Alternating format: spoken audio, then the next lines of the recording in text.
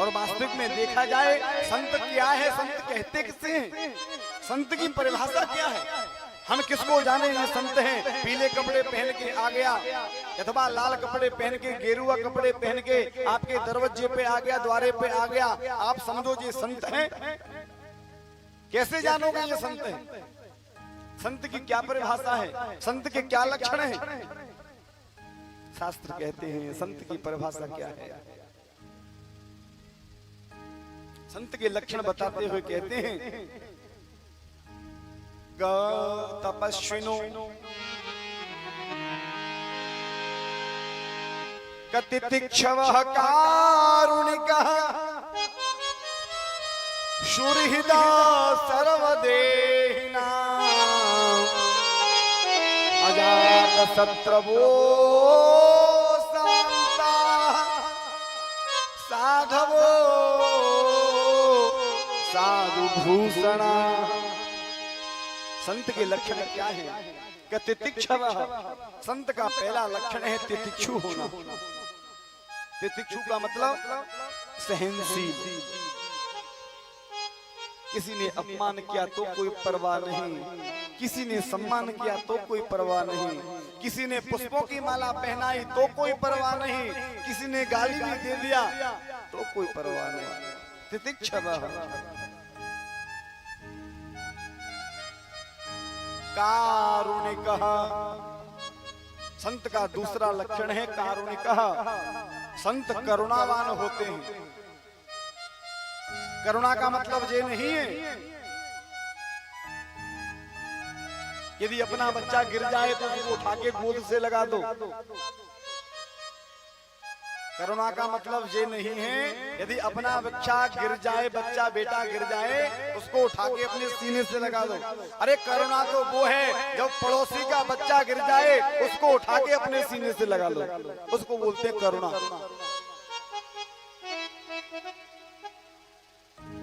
संत क्या करते हैं? संत जी नहीं सोचते जी मेरा है या पराया है, संत के लिए सब बराबर है। तितिक्षवः कारुणिकः, संत का तीसरा लक्षण है सुहृदः, अच्छे हृदय वाला। अच्छे हृदय वाले का मतलब गोस्वामी तुलसीदास जी कहते हैं ना, संत का हृदय कैसा होता है? संत हृदय नवनीत समाना, संत हृदय नवनीत समाना, संत हृदय नवनीत समाना, संत हृदय नवनीत समाना। संत का हृदय मक्खन के समान होता है। नवनीत मतलब मक्खन। किसी ने गोस्वामी तुलसीदास जी से पूछा, महाराज आपने कहा संत का हृदय मक्खन के समान होता है। एक गोष्ठी लगी थी, सभी लोग संत विराजमान थे, अयोध्या के संत आए हुए थे, वृंदावन से, प्रयागराज से, काशी से, सभी संत इकट्ठे हुए एक स्थान पर, और वहां पर एक ही प्रश्न रखा गया, संत की परिभाषा क्या है, संत किसे कहते हैं? सभी ने अपने अपने भाषा में बताया संत के लक्षण ये हैं, संत के लक्षण वो हैं, संत करुणावान होते हैं, संत परोपकार करते हैं, आदि आदि। सबने अपनी अपनी परिभाषा दी संत के लक्षण बताने में। जब गोस्वामी तुलसीदास जी से पूछा गया कि तुलसीदास जी महाराज आप भी संत के लक्षण बताओ, संत के लक्षण किसे कहते हैं? गोस्वामी तुलसीदास कहते हैं, महाराज संत हृदय नवनीत समाना कहा कविन। आप सब कवियों ने, सभी संतों ने कहा संतों के लक्षण संत मक्खन के समान कोमल होते हैं, परंतु वास्तविक में कहा कविन, आप कवियों ने कहा तो है परंतु कहा ही न आना, आपको कहना नहीं आया। आपने संत के लक्षण तो बताए, संत का उदाहरण तो कहा, परंतु अभी आपको कहना नहीं आया, कहे न आना। तो महाराज कहना नहीं आया तो आप बता दो। संतों ने कहा जब हमको कहना नहीं आया संतों के लक्षण तो आप बता दो।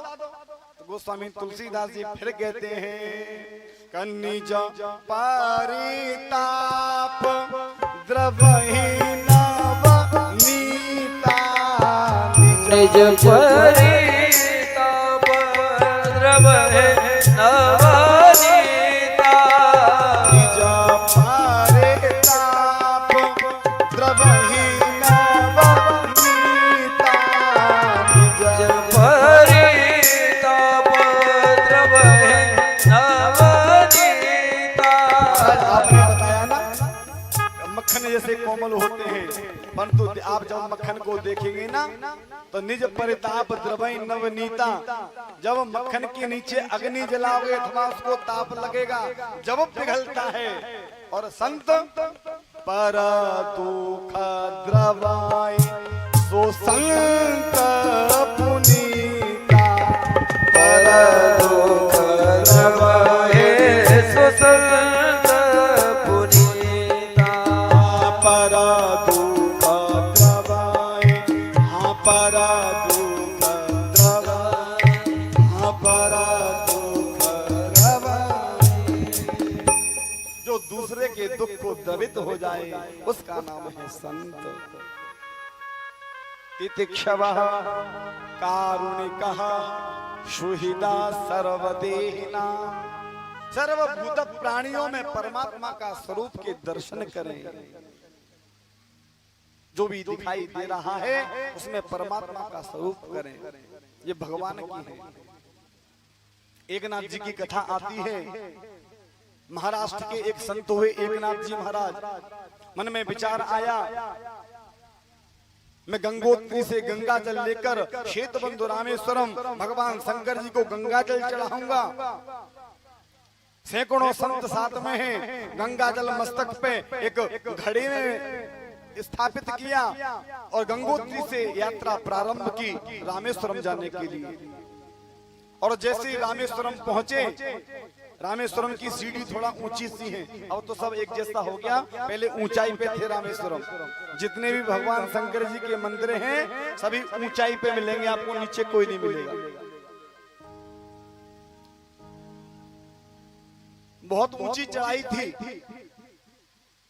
सब संत लोग गंगा जल का घड़ा अपने मस्तक पे रखकर रामेश्वरम की चढ़ाई चढ़ रहे थे। आधी से ज्यादा सीढ़ी पार कर दी। अब पूछा किसी से भैया कितनी दूर है, कि बस 4 सीढ़ी बाद मंदिर ही है।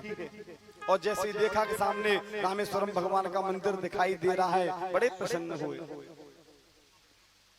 और जैसे सामने देखा भगवान की कहते हैं ना जो गंगा जल आन चढ़ावे सो सायुज्य मुक्ति नर पावे। जो मुझको भगवान शंकर कहते हैं इस बात को, जो मुझको गंगा जल चढ़ाता है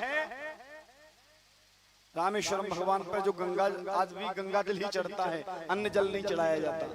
जो गंगा जल आन चढ़ावे सो सायुज्य मुक्ति नर पावे। सायुज्य मुक्ति को प्राप्ति होती है। तो जैसे ही सामने देखा भगवान शंकर जी का मंदिर दिखाई दे रहा है।